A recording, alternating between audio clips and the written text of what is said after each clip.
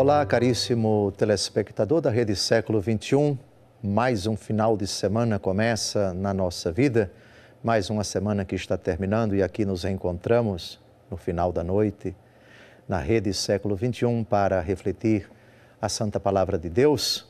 Obrigado pela sua audiência. Programa Luz da Vida dá continuidade à catequese iniciada no antepenúltimo programa a respeito das obras de misericórdia, 7 espirituais e 7 materiais. No ano da misericórdia, que está em andamento, iniciado, convocado e aberto pelo Papa Francisco e que terminará na solenidade de Cristo Rei, último domingo do tempo comum no final do ano, é uma ocasião propícia para refletirmos sobre essas obras de misericórdia.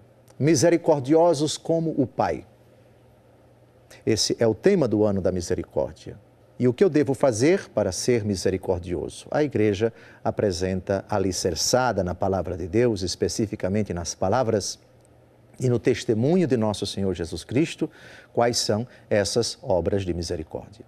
7 materiais e 7 espirituais. O programa de hoje vai ser dedicado à terceira obra de misericórdia espiritual. Vejamos quais são as obras de misericórdia espirituais.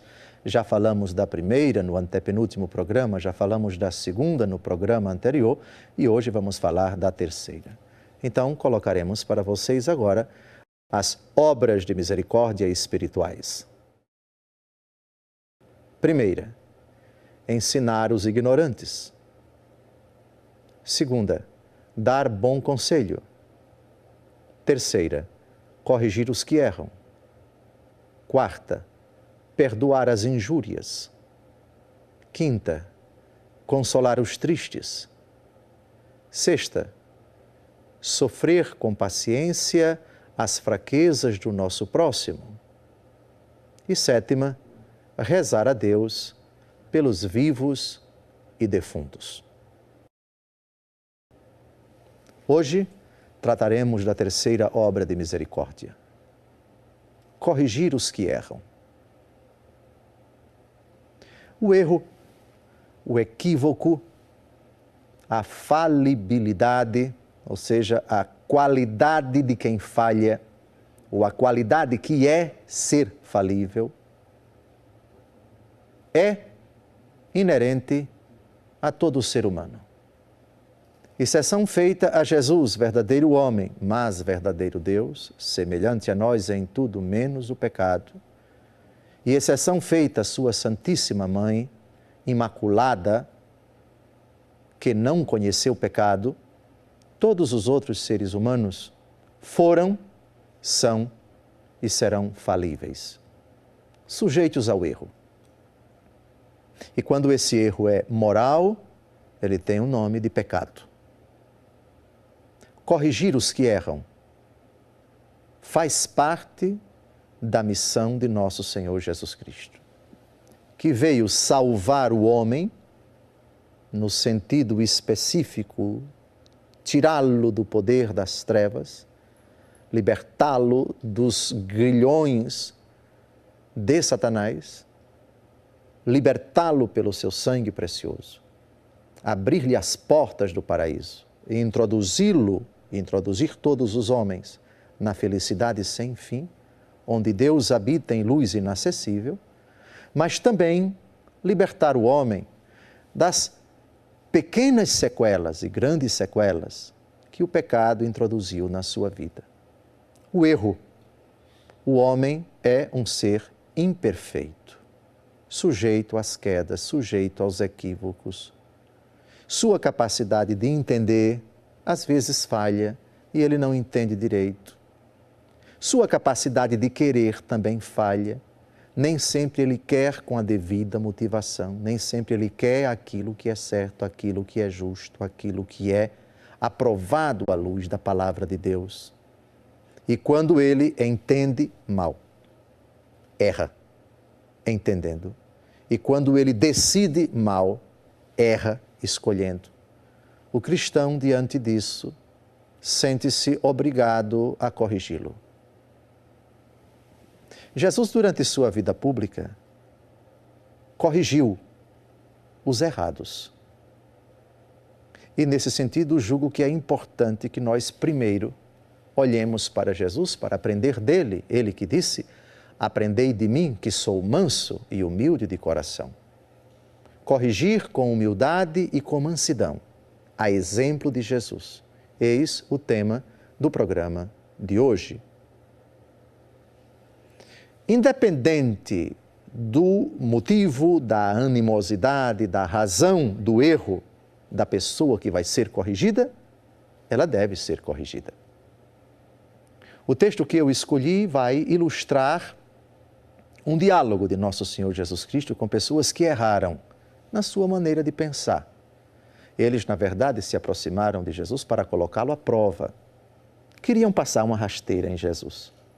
Queriam saber até que ponto Jesus era sábio ou não. O que eles queriam, na verdade, era que Jesus se complicasse. Era que Jesus dissesse palavras com as quais eles iriam providenciar a ruína de Jesus. Aqui nós estamos diante de uma armadilha que eles fizeram para que Jesus caísse nela. Jesus, porém, vai responder de maneira muito sábia e vai aproveitar a ocasião para corrigi-los. O texto vai dizer claramente: vocês erram, vocês estão errados nesse raciocínio. E agora eu vou corrigi-los.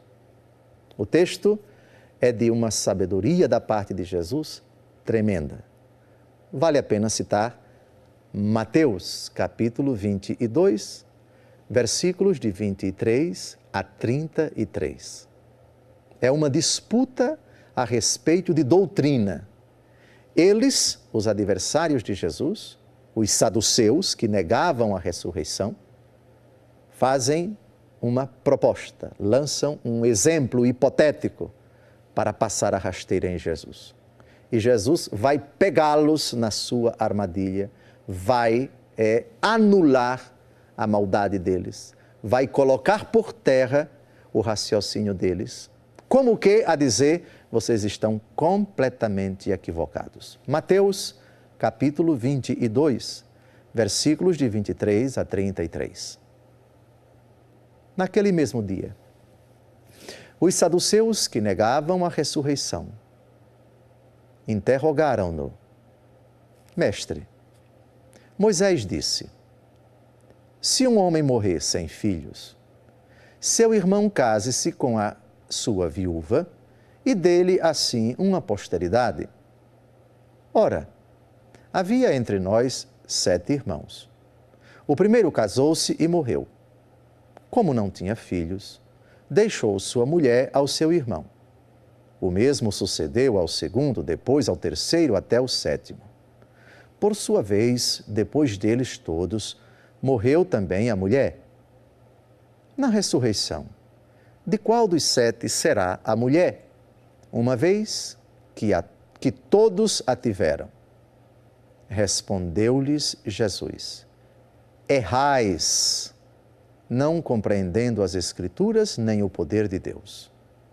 Na ressurreição, os homens não terão mulheres, nem as mulheres maridos, mas serão como os anjos de Deus no céu. Quanto à ressurreição dos mortos, não lestes o que Deus vos disse? Eu sou o Deus de Abraão, o Deus de Isaque e o Deus de Jacó? Ora, ele não é Deus dos mortos, mas Deus dos vivos. E ouvindo esta doutrina, as turbas se enchiam de grande admiração. Jesus escuta o pensamento dos seus adversários, conhece suas intenções, mas os escuta.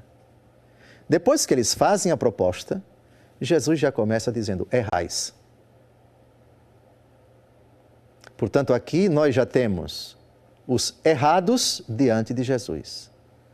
Depois que Jesus emite um juízo de valor sobre o pensamento deles, vocês estão errados, Jesus os corrige. Corrigir os que erram. obra de misericórdia.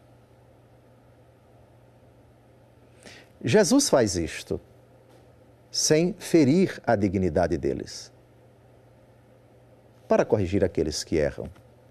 Não precisamos humilhá-los, desmoralizá-los. Ó, seu ignorante, seu estúpido, seu sem juízo. Não precisa dizer isto. Temos que nos ater à objetividade dos fatos. Não atingir a pessoa, mas se ater à atitude dela, se for o caso, a atitude errada, a conduta dela, se for o caso, o comportamento dela, se for o caso, e emitir um juízo de valor sobre a atitude, sobre o comportamento, sobre o pensamento, sobre a postura, sobre as palavras. No caso aqui, no diálogo de Jesus com os saduceus, uma coisa são as pessoas deles, outra coisa, o pensamento deles. E Jesus vai corrigir o pensamento deles. Errais. Demonstrais assim que não conheceis as Escrituras. Corrigir os que erram, portanto, exige uma arte, um contínuo trabalho, o requisito do respeito à dignidade da pessoa que erra. A dignidade do ser humano não pode ser atacada sob o pretexto de se contestar o erro que ela cometeu. Atenhamo-nos ao erro e deixemos a pessoa de lado. A questão é corrigir o erro da pessoa que saiu dos seus lábios, o seu pensamento, sua doutrina, seu discurso e assim por diante. Atenção, Jesus, corrigindo, utiliza um critério, a Escritura. Corrigir os que erram não nos autoriza, no exercício desta obra espiritual de misericórdia, a usarmos critérios humanos, muito menos os nossos. Corrigir os que erram a partir da Escritura, com a doutrina, com o pensamento de Jesus. No próximo bloco, retomaremos esse argumento fascinante, desta vez, agora, aplicando a atitude de Jesus com os saduceus e muitas outras atitudes de Jesus durante sua vida pública, espelhados nele. Vamos responder a essa questão. Como corrigir o irmão que erra? Também Jesus, neste assunto, tem palavras de grande sabedoria para todos nós. Até o próximo bloco, se Deus quiser.